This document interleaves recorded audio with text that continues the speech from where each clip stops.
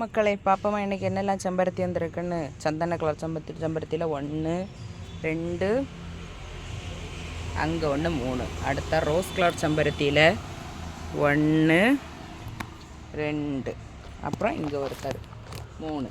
அடுத்த அடுக்கு செம்பருத்தி நிற்கிது பாருங்க, பார்த்தீங்களா? அழகாக அடுக்கு செம்பருத்தி. இந்த சோப்பு அடுக்கில் இன்னும் வந்திருக்கு 1 பூ. அப்படி இன்றைக்கி அங்கே கீழே கீழே சந்தன கலர்லேயும் 1 நிற்கிது பார்த்தீங்களா? இப்படி பூக்கள் வந்திருக்கு.